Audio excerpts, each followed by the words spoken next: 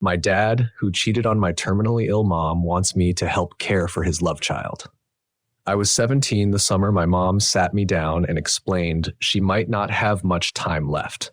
We were in the kitchen, the late afternoon sun pouring in through the windows and landing on her translucent skin.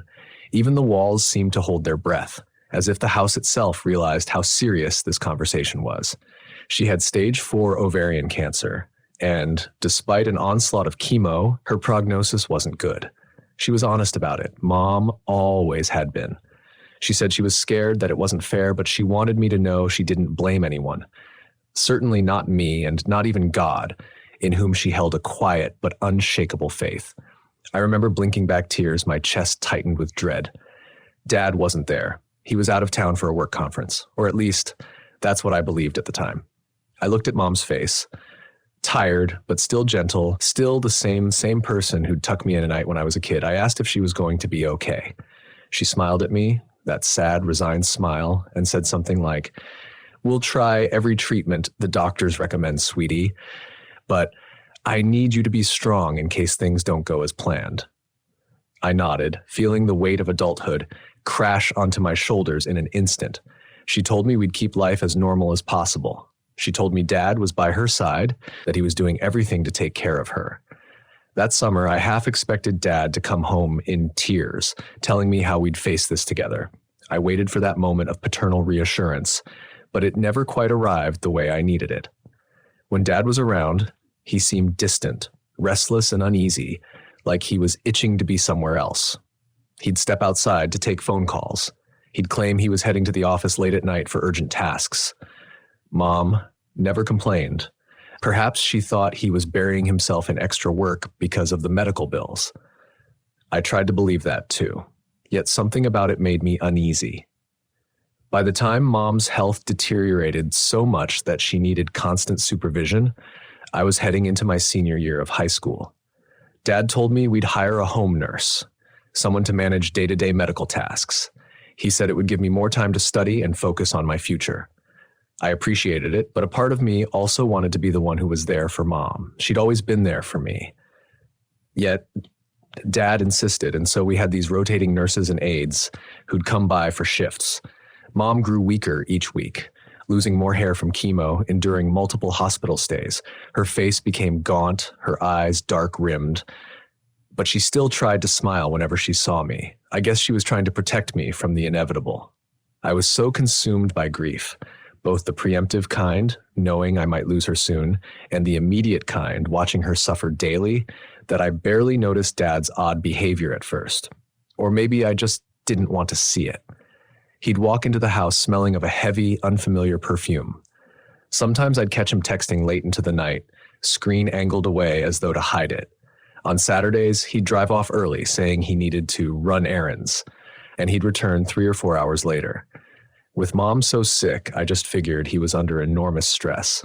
The doctors told us the prognosis was grim, so perhaps Dad was unraveling. I told myself not to pry, not to add to his burden. Mom passed away in October of my senior year. She was in hospice by then, drifting in and out of consciousness. I held her hand in those final moments, my mind swirling with unspoken regrets. I should have stayed home more. I should have tried to talk to her late into the night. I should have told her all the ways she'd shaped me. But in truth, I think she knew. She squeezed my hand weakly as I leaned close and whispered my love, my thanks. Her final breath was barely audible, just a soft exhale. Then she was gone. The funeral felt surreal. Friends, relatives, neighbors, everyone came to pay respects to the woman who'd always been so kind, so patient. I remember standing by her casket, pressing my hand against the polished wood, tears blurring my vision. Dad was next to me, stoic. He gave a eulogy that was strangely formal, as if he were reading lines from a script. People praised him for being strong, for taking care of everything, but deep down, I felt something off about him, like he was playing a part, not truly in mourning. The next few weeks passed in a haze. I tried to throw myself into homework and college applications, thinking that's what Mom would have wanted. Dad was hardly ever home, and when he was, he seemed relieved that I mostly kept to myself. Looking back, I realized I was in denial. My best friend Elena once asked me if I found it odd that Dad was never around. I remember shrugging, saying, "He's coping. Everyone grieves differently." She gave me a look that said she wasn't convinced, but I couldn't handle another heartbreak. My mother had just died, so the idea of questioning my father's loyalty or behaviors felt too big. That December, I got accepted into a decent state university. In some parallel universe, this might have been a joyous milestone. Mom hugging me, Dad taking me out for a celebration dinner. Instead, I found out via email late one night while Dad was out again. I read the acceptance letter on the kitchen floor, tears sliding down my cheeks, wishing I could share the moment with Mom. Dad came home hours later, reeking of that same perfume. I told him about the university acceptance.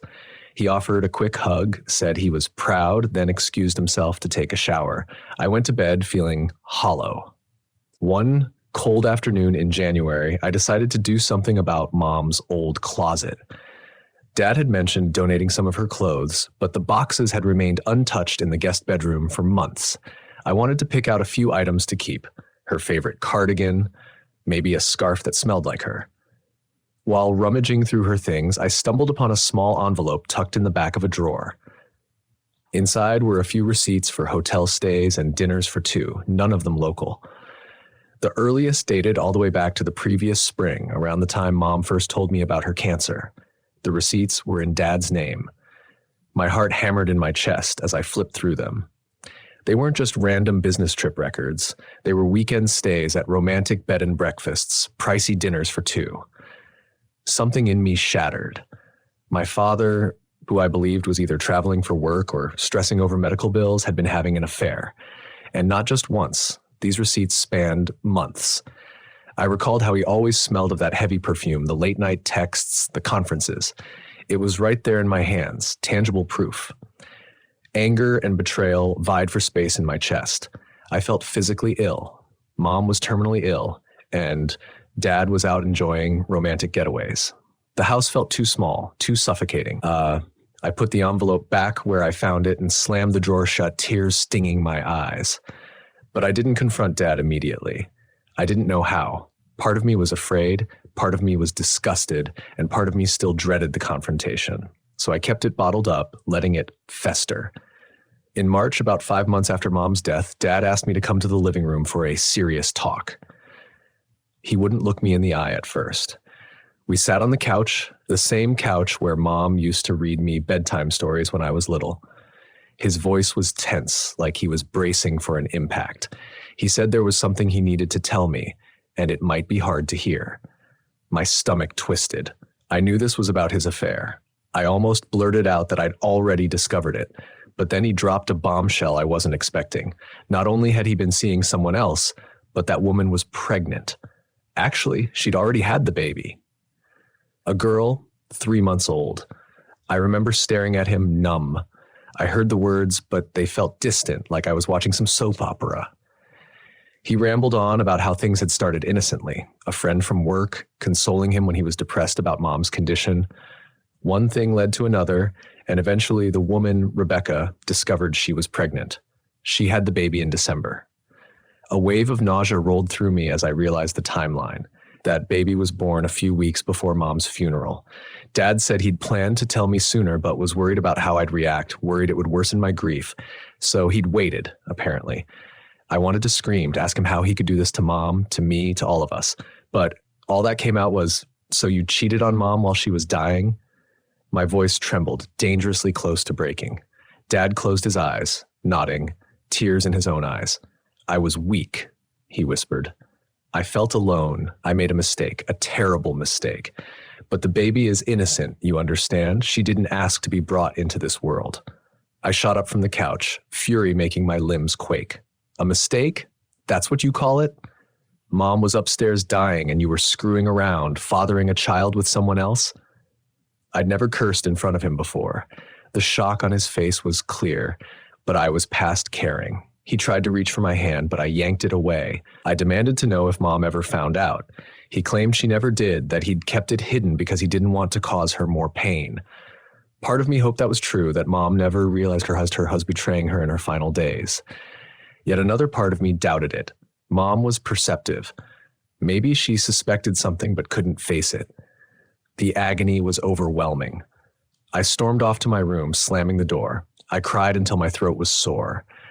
My father, the man I'd always tried to respect, had become a stranger. For weeks, we barely spoke.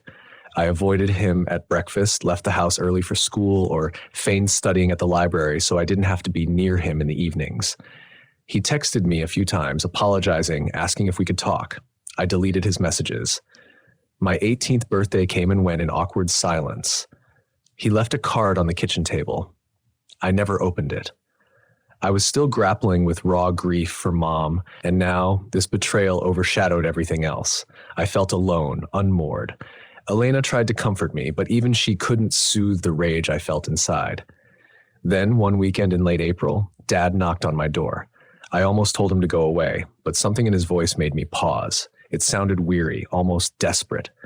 I opened the door to find him looking older than I'd ever seen, pale, with dark circles under his eyes. He asked if we could talk, and for once, I didn't slam the door. We went to the living room again, the tension palpable. He sank into a chair, running a hand through his graying hair. He said he understood my anger, that he'd do anything to make it up to me, even though he knew he couldn't erase the past. Then he told me something else. The woman he'd had the affair with, Rebecca, had complications postpartum. She was dealing with severe depression, and she'd recently been hospitalized for psychiatric care. The baby, named Lily, was now 4 months old and in need of stable care while Rebecca recovered. Dad admitted that he'd been trying to juggle it all, working, visiting Rebecca in the hospital, caring for Lily. He confessed that he felt overwhelmed, and since I was about to graduate from high school, he was hoping I could help out, at least for a while. I stared at him in disbelief. My father, who cheated on Mom, now wanted me to help care for the love child he produced during that affair? My mind reeled. It felt like an unbelievably cruel twist of fate. I found my voice after a moment and asked, "Are you insane? You want me to babysit your mistress's child after what you did to Mom?" The bitterness in my tone was scorching. Dad's eyes welled up. He swallowed hard, saying, "I don't expect you to love her or anything, but this baby is my responsibility, and like I said, she's innocent. I can't do it alone." A million thoughts collided in my brain. Lily was innocent, that was true. A baby who had no idea she was born into betrayal and lies. But did that mean I owed it to her to step in? Did I even have the emotional bandwidth for that? The resentment twisted in my chest, making it hard to breathe. I told him, "I can't believe you're asking me this. Do you realize how messed up this is?" He looked away, tears glimmering. "I know, but I'm desperate. If you can't, I'll figure something else out. But I thought maybe, just maybe, you'd want to meet her."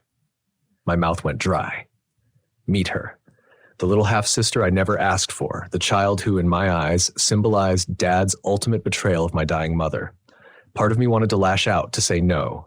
Another part of me, probably the part that inherited Mom's capacity for compassion, felt a pang of guilt. The baby wasn't at fault. She didn't choose any of this. I blinked back tears, feeling torn.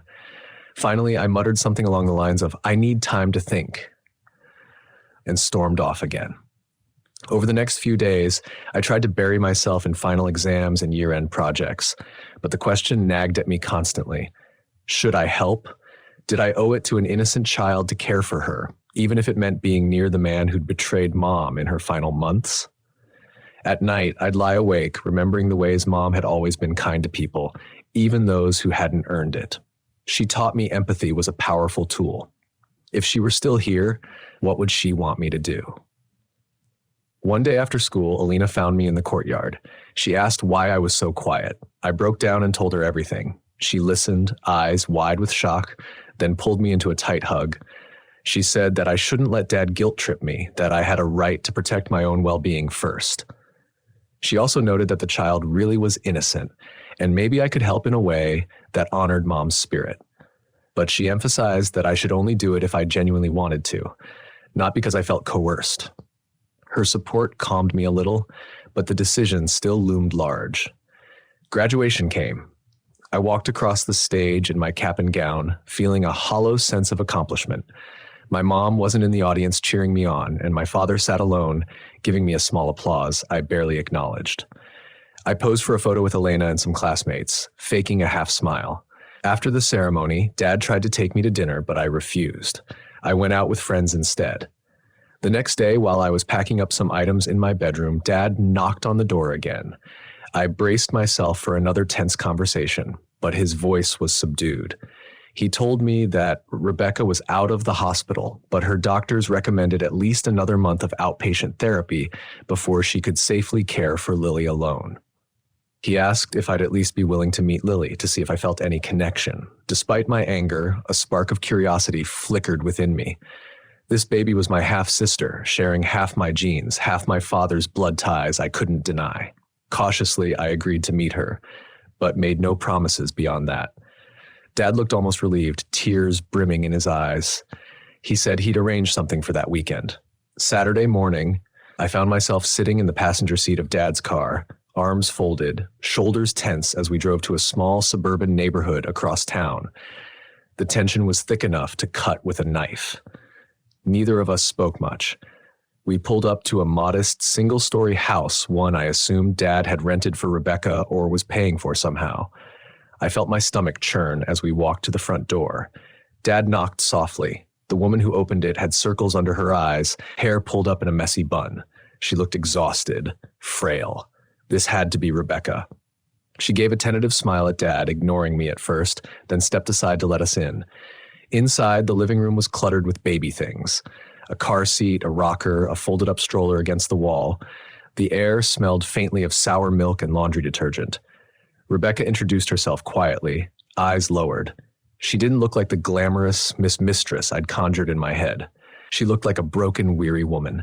She guided us to a playpen in the corner. There, lying on her back, kicking tiny legs and cooing, was Lily, my half-sister. I approached cautiously, heart pounding. Lily had soft tufts of dark hair, Dad's hair color, I realized. Her eyes were big and round, a deep brown.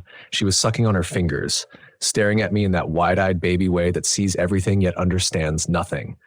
When I got closer, she made a small, gurgling sound, almost like a greeting. My throat constricted. She was absolutely adorable. And in that moment, all the complicated adult drama swirling around her birth receded for just a second. She was just a baby. I felt tears threatening. I blinked them away, forcing myself to remember the pain behind her existence. Dad gently picked her up, cradling her. The sight made my stomach twist with both sorrow and resentment. He offered her to me. I hesitated, then carefully took her in my arms, supporting her head the way Mom had taught me ages ago when we visited a cousin's newborn.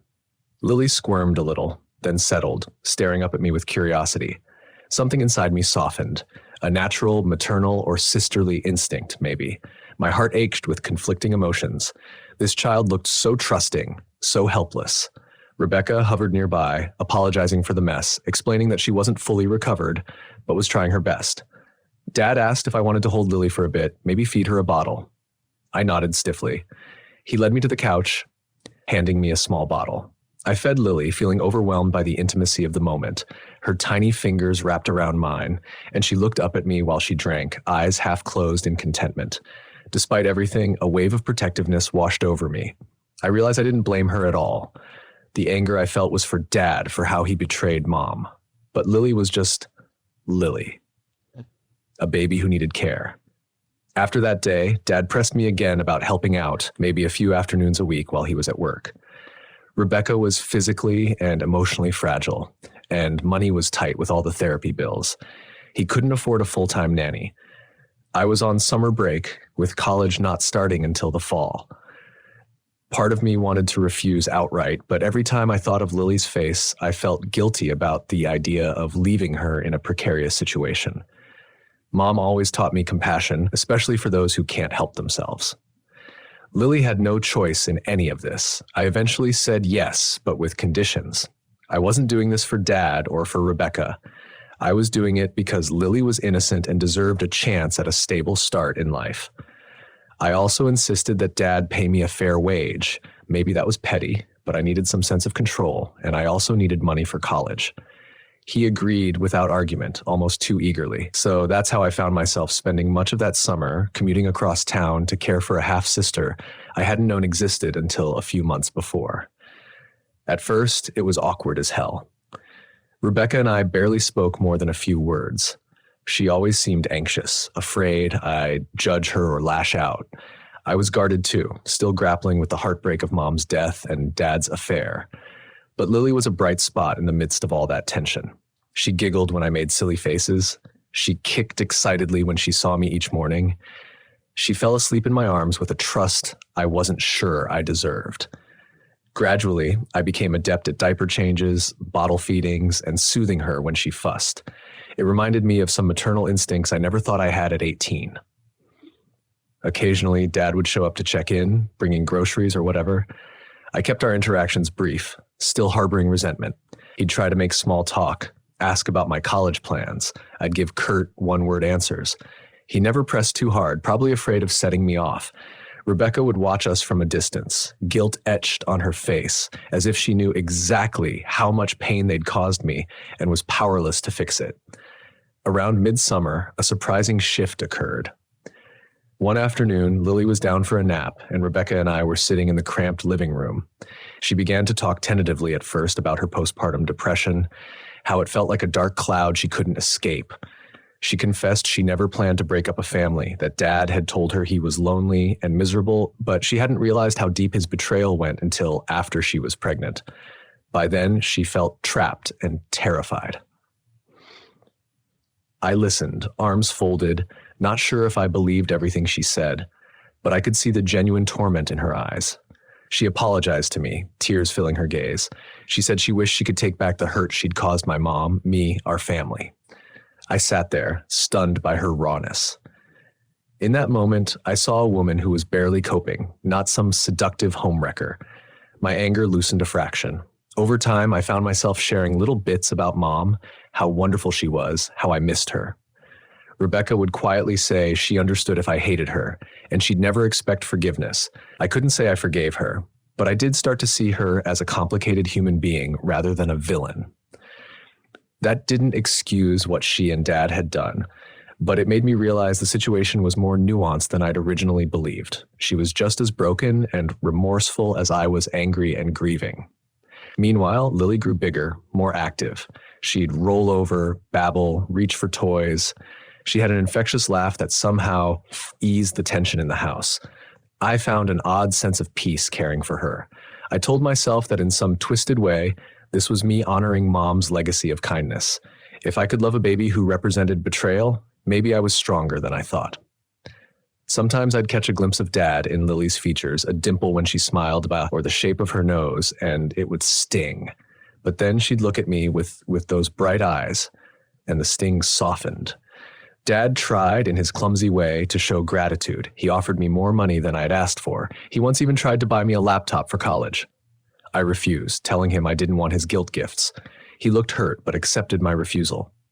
It was weird living in this half space where I was almost co-parenting with Rebecca while simultaneously resenting my father's very existence. Elena asked me once if I was worried I might be enabling Dad's behavior, letting him off the hook. I told her I didn't care what it meant for Dad. My reason was Lily, and Lily alone. As August approached, I realized I'd be leaving for college soon. Part of me was eager to escape the complicated dynamic at home, to start fresh in a new environment. Another part of me worried about Lily, who would care for her then. Rebecca was slowly improving in therapy, but she wasn't fully stable, and Dad was still working full-time. The question loomed. Could I just walk away from Lily? Did I want to? The idea of leaving her, even though we'd only spent a few months together, made my heart ache. Dad brought up the topic one evening. He said he was proud I was going to college and offered to help pay for dorm expenses. I rebuffed him again, still stuck in my anger. But I did voice my concern about Lily's care. He told me he was looking into hiring a part-time nanny until Rebecca was fully capable, but he wasn't sure how quickly that would come together. He wondered if I'd consider commuting to college living at home so I could still help with Lily. I stared at him like he'd lost his mind. Of course, I wasn't going to forfeit my college experience just to make his life easier. The audacity of that request ignited a fresh wave of fury. I told him no, firmly. I needed to leave, for my own sanity. He seemed disappointed but didn't press the matter. That night I cried in my room, wrestling with guilt. I loved Lily more than I ever thought I could, but I had my own life to build. And this child was not my responsibility, no matter how much I'd grown attached. I remembered a conversation I once had with Mom about my future, how she wanted me to pursue my dreams, travel, become someone she could be proud of. I had to believe that leaving for college aligned with that vision. When move-in day arrived, Dad helped pack my things into the car. We barely spoke during the drive. My thoughts were a whirl of fear, excitement, and heartbreak. I kept replaying Lily's giggle in my head, wondering if she'd remember me at all as she grew older. Would I become just some babysitter from her infancy? My chest tightened at the thought. We arrived at the campus, a bustling scene of incoming freshmen and anxious parents. Dad helped carry boxes to my dorm room. Once we finished, he lingered by the door, hands stuffed in his pockets. He started to say something, then hesitated. Finally, he mumbled, "I'm sorry for everything." I folded my arms, not sure how to respond. After a moment, I just nodded. He left, and I felt a strange mix of relief and sadness.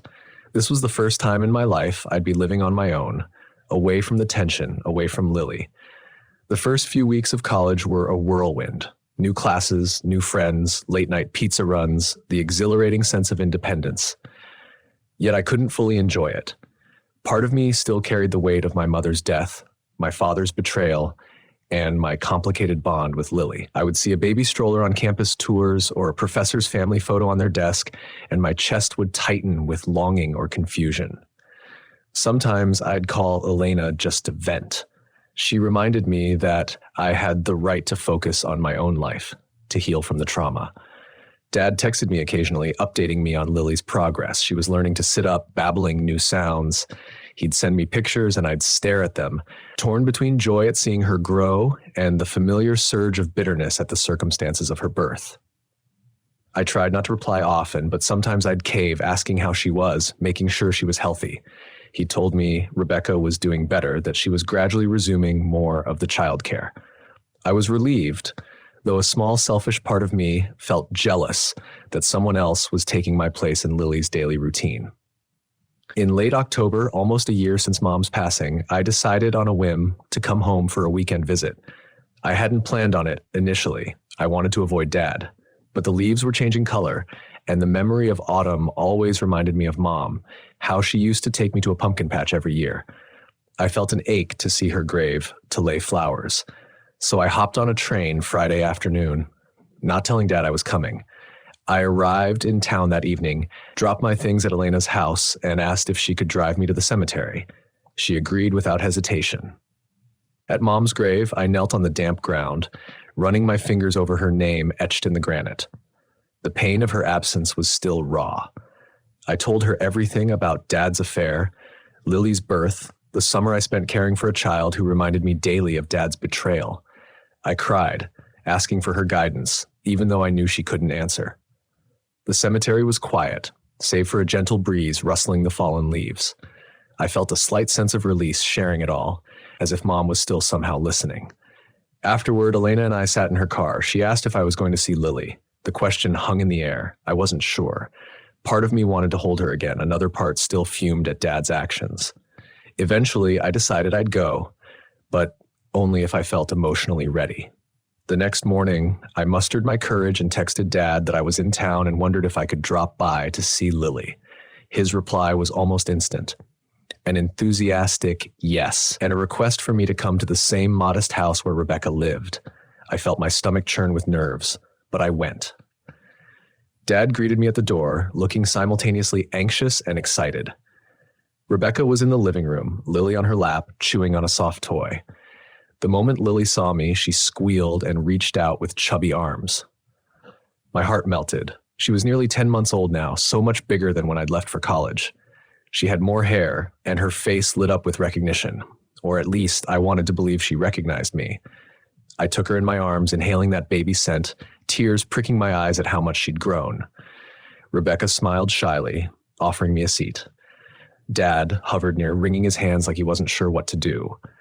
I focused on Lily, playing with her, letting her grab my fingers. The tension in the room was thick, but Lily's giggles helped break it. After a while, Dad quietly asked if we could talk. I nodded, handing Lily back to Rebecca.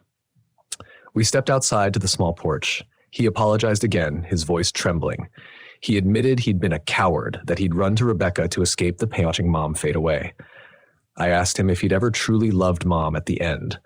Tears streamed down his face as he said yes, but that he was terrified, felt helpless, and made a horrible mistake. He said he couldn't change the past, but he wanted me to know he loved me, that he was proud of me, and he hoped we could eventually build a new normal. I stared at him for a long moment. Part of me wanted to lash out, to say I could never forgive him, but another part of me saw genuine remorse, the lines of guilt etched into his face. I told him I wasn't sure about forgiveness, that it might take years or it might never fully come. He nodded, tears still rolling. He said he understood and wouldn't pressure me. He asked if I was okay with staying for dinner, just to spend more time with Lily. Hesitating, I agreed. After all, I was there to see Lily. The dinner was awkward. Rebecca cooked a simple meal, and we made stilted conversation about safe topics like the baby's sleep schedule or my college courses. But there was a quiet sense of relief that we were at least attempting to communicate. The next day, I left town, heading back to campus with a swirl of conflicting feelings. I still didn't fully trust Dad or even Rebecca, but I realized that ignoring them wasn't going to make the pain go away. Lily was part of my life now, whether I liked it or not, and I found that I did like being her big sister, if only in the limited capacity I could manage. In the months that followed, I found a more sustainable rhythm. I didn't go home often, but when I did, I'd see Lily. Dad and I weren't close, but we kept things civil, focusing on her well-being rather than rehashing old wounds. Rebecca and I found a tentative understanding as two people who loved the same child. She respected boundaries, and I respected that she was doing her best to raise Lily despite her own struggles. By Lily's first birthday, Dad invited me to a small party at the house. I went, bringing a stuffed animal as a gift. The party was low-key. A few neighbors, Dad, me, and Rebecca. Lily gleefully smashed cake with her tiny fists, smearing icing everywhere. I stood off to the side, watching Dad fuss over Lily, camera in hand. He seemed genuinely happy in that moment, and I felt a pang in my chest. This was the father I always wished I'd had, the one who would have doted on me if circumstances had been different. After Lily's bedtime, Dad asked if I wanted to see something.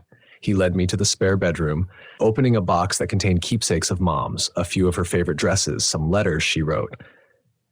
He admitted he'd been trying to preserve pieces of her memory for me, for Lily eventually, so Lily could know her half-sibling's mother. It wasn't an attempt to whitewash his betrayal. It felt more like a penance. As Lily grew into a toddler, I kept forging my own path. I had a part-time job on campus, took summer internships related to my major, and made new friends. I dated a few people, even confided in one serious boyfriend about my complicated family situation. He was understanding, which helped me feel less alone. Yet every now and then I'd get a text or a photo from Dad showing Lily at some milestone. Her first steps, her first words, her first day at daycare. A twinge of sadness always accompanied those updates, sadness that my mother never got to meet Lily, that she never saw me in a role I never asked for.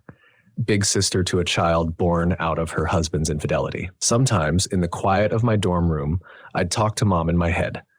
I'd tell her about Lily, about how she was silly and mischievous, how she liked to chase the cat at Dad's house, how she giggled uncontrollably when I tickled her under the chin. I'd confess that I still hated Dad for what he did, but that I also found myself craving a father figure I never fully had. I'd ask for Mom's guidance, for her forgiveness if I was doing anything wrong by caring for Lily. I like to think Mom would have approved of me choosing kindness, even in the face of betrayal. By the time Lily was 2, I was halfway through college. Dad had officially moved in with Rebecca, though they hadn't married. He tried once to get me to call Rebecca my stepmom, which I flatly refused. Our relationship was still tenuous, but Lily was a joy-talkative, bright, always wanting to show me her toys whenever I visited. I was grateful, in a strange way, that the bitter edges of the story had softened, at least for Lily's sake. She was old enough to call me by my name, squealing it whenever I walked through the door. That alone made the heartbreak a bit more bearable. Through therapy sessions at my college's counseling center, I learned to name what I felt: betrayal, grief, anger, but also compassion and a desire to do good by someone innocent. My counselor helped me see that setting boundaries with Dad didn't mean abandoning Lily. It was okay to maintain distance from him while still being present in Lily's life in the ways I chose. That perspective eased some guilt.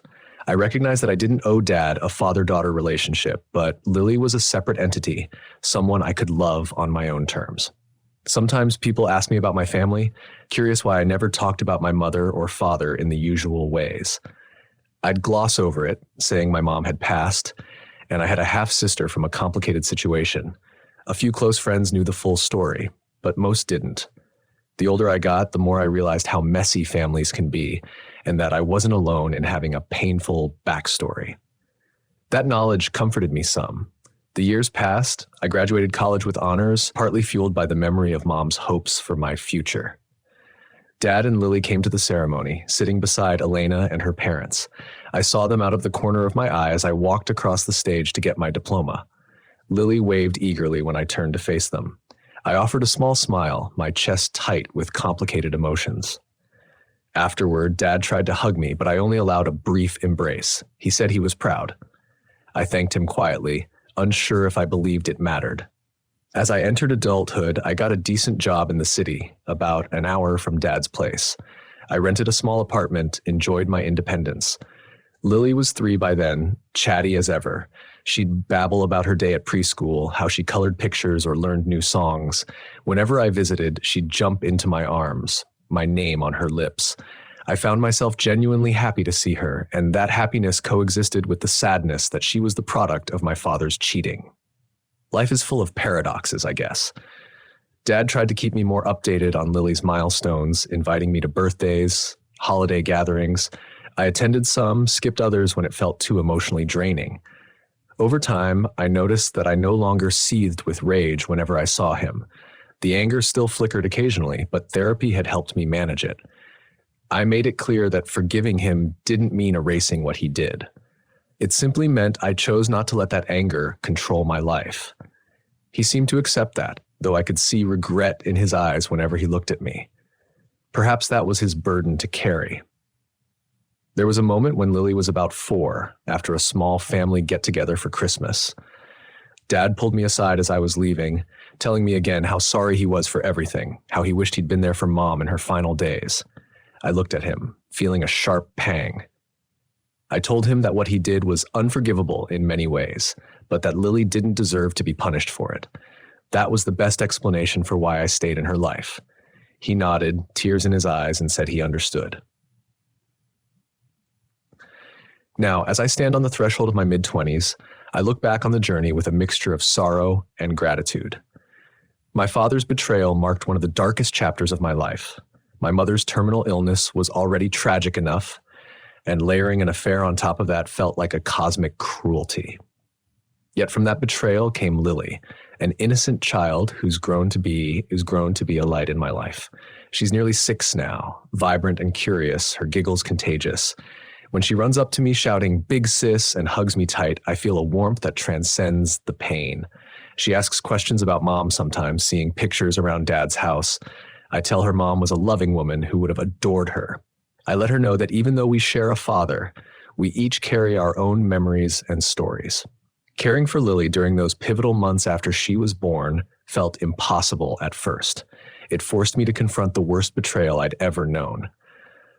But in extending love to her, I found a path to resilience that might have eluded me otherwise. I learned that sometimes the greatest act of defiance against betrayal is choosing compassion anyway. Mom would have wanted that, I'm sure.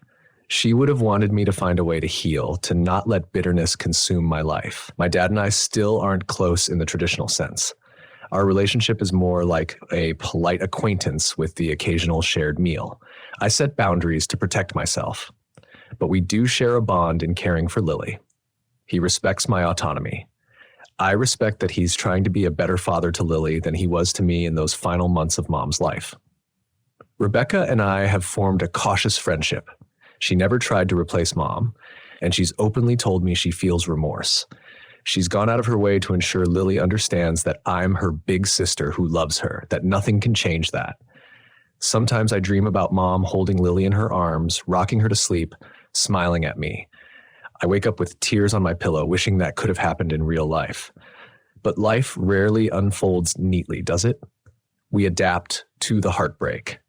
We stitch the wounds with whatever threads we can find. In my case, those threads were the unconditional love of a small child who had no idea how her existence turned my world upside down. Looking back, if you asked me whether I'd still choose to help care for Lily, even after discovering Dad's affair, I'd say yes. Not for Dad's sake, and not even for Rebecca's, but for Lily's, because she deserved a gentle start in life, a chance to be held and loved without the weight of adult sins pressing down on her tiny shoulders. My mother always believed in the power of kindness, in loving those who are innocent. Through Lily, I honored that belief, and in doing so, I found a measure of my own healing, albeit imperfect and incomplete. I don't know what the future holds for our family. Perhaps Lily will grow up, ask complicated questions about her origins, about the timing of her birth. I'll do my best to answer honestly, without burdening her with the bitterness that once consumed me. Maybe in time, Dad and I can forge something closer to a real father-daughter relationship, though the scars run deep. Or maybe we'll remain polite strangers bound by shared blood and a mutual love for Lily. But this I do know, my mother's memory lives on in how I choose to treat others, in the empathy I extend, even when it hurts. It wasn't easy to help care for Dad's love child. It still isn't easy to navigate the emotional turmoil that flares up now and then. But I did it because somewhere in my mind, I could hear Mom's gentle voice reminding me that compassion isn't something you reserve only for those who deserve it. It's something you offer because it's right, because a little girl's innocent smile is worth more than all the betrayal in the world. So, yes, my dad cheated on my terminally ill mom. Yes, he fathered a child behind her back. And yes, he asked me, her grieving daughter, to help care for that child. At first, I thought that was the most terrible, twisted request imaginable. But out of that twisted request came a bond that has shaped who I am. Lily, my half-sister, is a daily reminder that even in the darkest corners of human failing, there's room for a small, shining light of love. It doesn't erase the pain, but it illuminates a path forward, and for that, I'm grateful, in spite of everything.